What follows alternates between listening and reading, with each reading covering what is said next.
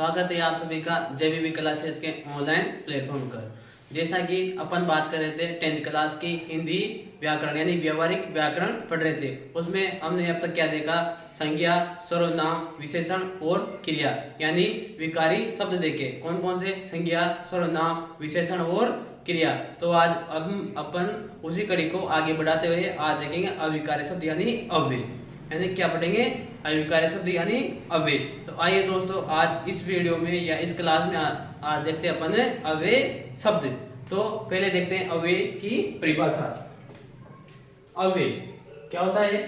क्या है? एक अविकारी शब्द। अव्यय क्या है? अविकारी शब्द यानी लिंग, वचन और काल के अनुसार जिसमें परिवर्तन नहीं होता उसे क्या बोलेंगे? अविकारी शब्द बोलेंगे। अब अव्यय का शाब्दिक अर्थ क्या? अव्यय का शाब्दिक अर्थ अमिश नहीं। अमिश क्या होगा? नहीं। वे मीन्स खर्च या परिवर्तन, जिसमें परिवर्तन नहीं होता उसे क्या बोलेंगे? अव्यय शब्द बोलेंगे। यानी सिंपल सा है, इसका शाब्दिक अर्थ भी क्या होता है? अ का अर्थ क्या होगा? नहीं। और वे का अर्थ क्या होगा? खर्च या परिवर्तन, यानी जिसमें परिवर्तन नहीं होता उसे क्या बोलेंगे? अव्यय शब्द बोलेंगे। अब इसकी देखते हैं परिभाषा। किसी भी परिस्थिति में यानी किसी भी परिस्थिति या स्थिति में जिन शब्दों में विकार या परिवर्तन नहीं होता उसे क्या बोलेंगे? अविकारी या अव्यय शब्द बोलेंगे। किसी भी परिस्थिति में जिन शब्दों में विकार नहीं होता, परिवर्तन नहीं होता है, उन्हें क्या बोलेंगे? अविकारी या अव्यय शब्द बोलेंगे। जैसे यहाँ, वहां, धीरे, तेज, कब, यानी वे ये सब कौन से हैं? अव्यय शब्द हैं।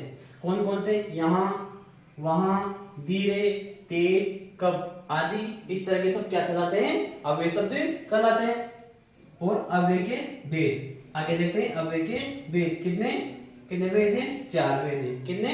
4 भेद हैं। अब देखते हैं उनको अलग अलग तरह से जो बांटा गया उनको देखते हैं। अव्यय शब्द, ठीक है, कितने? 4 प्रकार। कितने प्रकार के देखा था? 4 प्रकार के। कौन कौन से? क्रिया विशेषण अव्यय। कौन सा? क्रिया विशेषण अव्यय। एक समुच्चय बोधक अव्यय। कौन से? समुच्चय बोधक अव्यय। और एक संबंध बोधक अव्यय। कौन सा? संबंध बोधक अव्यय। और चौथा है विस्मयादिक बोधक अव्यय। कौन सा? विस्मयादिक बोधक अव्यय। तो अव्यय के भेद कितने हो गए? 4। कितने? 4। पहला क्रिया विशेषण अव्यय, दूसरा समुच्चय बोधक अव्यय, तीसरा संबंध बोधक अव्यय, चौथा विस्मयादिक बोधक अव्यय। अब देखते हैं क्रिया विशेषण के कितने भेद? 4, यानी क्रिया विशेषण अव्यय के कितने भेद है? 4। कौन कौन से? कालवाचक, स्थानवाचक, रीतिवाचक और परिमाणवाचक। कितने?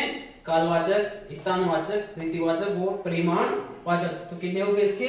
4, ठीक है। अगला है समुच्चय बोधक अव्यय। इसके कितने भेद? 2 भेद, समानाधिकरण और वेदीकरण। कौन सा?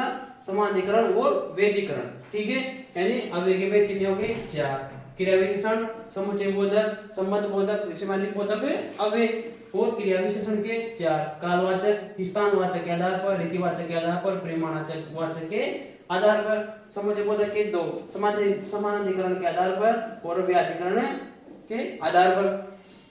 और तीसरा संबंध बोधक अव्यय और विषयादिक बोधक अव्यय। अब एक बार और देखते हैं। अव्यय का अर्थ हमने देखा, का अर्थ नहीं, वे का अर्थ खर्च या परिवर्तन, यानी जिसमें परिवर्तन नहीं होता उसे क्या बोलेंगे? अविकारी या अव्यय शब्द बोलेंगे। अब इसकी परिभाषा देखी थी हमने। किसी भी परिस्थिति में यानी किसी भी स्थिति में जिन शब्दों में विकार या परिवर्तन नहीं होता उसे क्या बोलेंगे? अविकारी शब्द या अव्यय बोलेंगे। जैसे यहाँ, वहां, धीरे, तेज, कब आदि शब्द क्या कहलाते हैं? अव्यय शब्द कहलाते हैं। फिर आगे देखा था अव्यय के भेद कितने भेद? 4 भेद। क्रिया विशेषण, समुच्चय बोधक, संबंध बोधक और विस्मयादिक बोधक। तो अगली क्लास में हम देखेंगे अव्यय के भेदों को विस्तार से देखेंगे। धन्यवाद।